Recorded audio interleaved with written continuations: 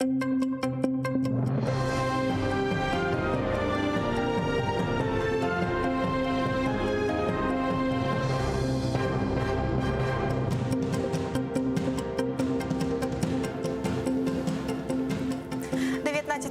понеділок, в ефірі інформаційна служба «Азаман». Я Оріні Сітумєрова. Вітаю вас. Від 16 до 18 років колонії стільки запросили окупаційні прокурори для фігурантів так званої справи про тероризм красногвардійської групи кримських татар. Для Рустема Мірусінова 18 років з обмеженням на 1,5 року нагляду. Для Арсена Абхаїрова 15 років. Для Ескендера Абдулганієва 16 років позбавлення волі в колонії суворого режиму. Розгляд їх сфальсифікованої справи Південний окружний військовий суд Ростова-на-Дону почав ще 29 січня. Окупанти безпідставно звинувачують чоловіків у тероризмі та спробі захоплення влади через участь у забороненій в Росії організації Хізбут-Тахрір. Затримали їх ще у лютому минулого року. Своєї провини чоловіки не визнали. Їх справу правозахисники та адвокати вважають політичним переслідуванням незгодних з окупацією кримських татар. Из какой логики исходил прокурор, к сожалению, нам непонятно, неизвестно. Почему именно такие сумасшедшие сроки были запрошены прокурором, тоже непонятно, так как сторона защиты, сами ребята считают, что их вина не доказана. Обвинение наших соотечественников в терроризме – это равносильно тому, что обвинение нас всех об этом, так как мы не являемся таковыми. Будем надеяться на справедливое решение, будем поддерживать их в любой ситуации, везде, потому что это истина и правда, а правда всегда за нами. В Україні за минулу добу підтвердили 4766 випадків коронавірусу. 66 пацієнтів померли. Найбільше хворих у Харківській, Київській, Одеській, Житомирській областях та у Києві. Наша країна вже на 9-му місці за кількістю жертв коронавірусу за добу. Завтра у парламенті мають розглянути ситуацію, яка склалася з розповсюдженням COVID-19. Там повинні заслухати міністра охорони здоров'я. Окрім цього, в парламенті мають намір створити надзвичайний штаб по боротьбі з коронавірусом. А поки медики дають рекомендації, на які ознаки варто звертати увагу та як уберегти себе від COVID-19. Признаки заболевания при ковидной инфекции мало отличаются от признаков заболевания любой вирусной инфекции. Это и слабость, это и повышение температуры тела, довольно высокая, до 39 и до 40 градусов. Это отсутствие обоняния, то есть человек теряет нюх, будем так говорить. Это ломота в теле.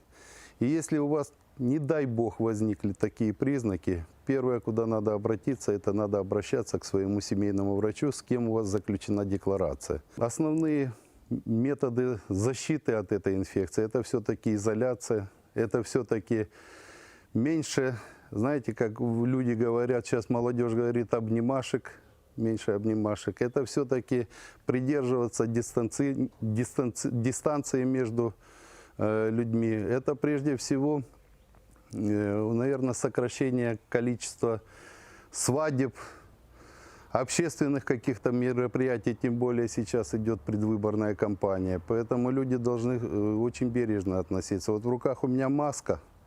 Эта маска должна быть постоянно. 212 інфікованих і 5 померлих в окупованому Криму і Севастополі. Хвороба не жаліє окупаційних чиновників. Так, в клініці російського Санкт-Петербурга помер окупаційний мер Ялти, який сам родом з Краснодара, Іван Імгрунт. Коронавірус у нього діагностували ще наприкінці вересня, тоді ж він поїхав лікуватися в сусідню Росію.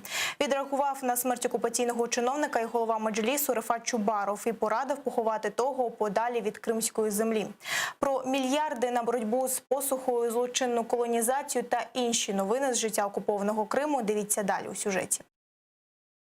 Ще 161 випадок COVID-19 зафіксували окупанти в Криму та 51 в Севастополі за минулу добу. Загалом 5 померлих. Коронавірус наздоганяє і окупаційних чиновників. Так, з позитивним тестом в петербурзькій лікарні помер окупаційний мер Ялти Іван Імгрунт. Інфекцію він підхопив ще наприкінці вересня, а більше 2 тижнів тому його повезли подалі від переповнених кримських лікарень до Росії. Окупаційний зайда народився в Караганді, а кар'єру будував в Краснодарському краї. Минулого року його кинули на колонізацію окупованого півострова, спочатку заступником так званого голови Криму Аксьонова, а згодом віддали у керування Ялту. Там він запам'ятався хіба що запровадженням чудернацької уніформи для комунальників. Поховати імґрунта вирішили у Краснодарі.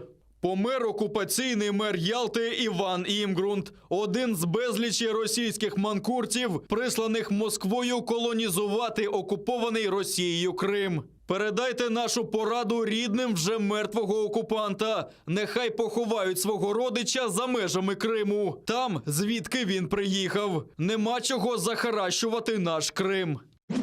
Поселення окупаційних колонізаторів замість легендарного аеродрому. Окупаційна влада Криму ліквідовує компанію «Універсал Авіа» та літне поле Заводське, де вона базується. Підприємство існує вже 75 років. Саме тут починав легендарний льотчик Аметхан Султан. Звідси українські пілоти вилітали з миротворчими місіями до Африки, а вертольоти та літаки компанії працювали всюди, від Криму до Антарктиди. Тепер окупанти дали добро на будівництво тут цілого мікрорайону для переселених сюди росіян. Те, що «Універсал Авіа» окупантам не потрібен, стало ясно давно. До окупації тут тренувалися українські пілоти, але за останні 6 років компанію майже не фінансували. Гроші дали тільки, щоб замалювати триколорами українські прапори. Працівники аеродрому у відеозверненні вирішили пожалітися особисто президенту Росії Владимиру Путіну.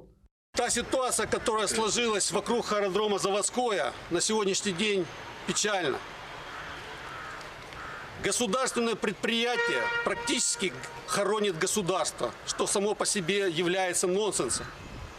Вместо того, чтобы получить развитие, мы его сейчас похороним и не вернем. Если даже у кого-то в головах возникнет идея его куда-то переносить, это значит потерять тот персонал, который работает на этом аэродроме и в этих структурах.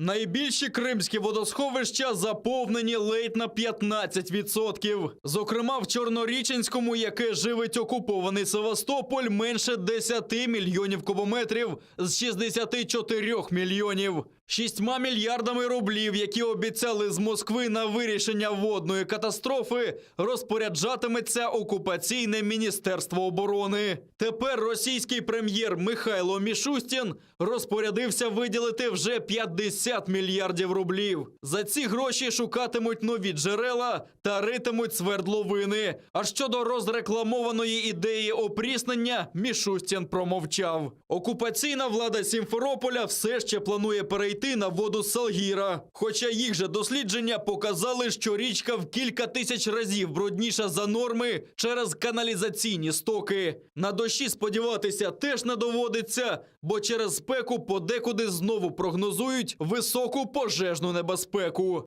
Владислав Стужук, Заман, АТР. Фото Володимира Балуха після побиття. Світлини з лікарні, де лікується колишній політбранець Кремля, виклала у Фейсбуці нардеп Ірина Геращенко. На них Володимир Балух в оточенні лікарів та друзів. За словами Геращенко, у нього спостерігається позитивна динаміка, він читає та розгадує кросворди. Лікарі написали, що Володя вже намагається розгадувати кросворди. Насправді мова йде про реабілітаційні методики. Володя в нейрохірургічному відділенні. Ходить, поступово відновлюється, читає. Сьогодні зробили контрольні знімки. Динаміка позитивна. Екс-політв'язня Кремля Володимира Балуха побили у ніч на 8 вересня. Він був шпиталізований у важкому стані. Балуху зробили операцію на голові. Він довгий час перебував в реанімації. Але поступово його стан покращився і 12 жовтня його перевели в нейрохірургію. Нагадаємо, 19 вересня Дніпровський районний суд заарештував на 2 місяці підозрюваного у заподіянні тяжких травм Володимиру Балуху. За інформацією столичної прокуратури, це 32-річний житель Київської області. окупанти за добу двічі зривали тишу поблизу Авдіївки. Про це повідомляє прес-центр штабу ООС. Гатили з протитанкового гранатомета та стрілецької зброї. Постріли не становили загрози українським військовослужбовцям, тому вони не застосовували зброю у відповідь. Бойових втрат і поранень немає. Ворог вів вогонь з ручного протитанкового гранатомета та стрілецької зброї, а ввечері застосував автоматичний станковий гранатомет. Постріли не становили загрози українським військовослужбовцям, тому на провокативні дії противника зброю не застосовували. Від початку поточної доби, 19 жовтня, у районах відповідальності українських підрозділів порушень режиму припинення вогню не зафіксовано.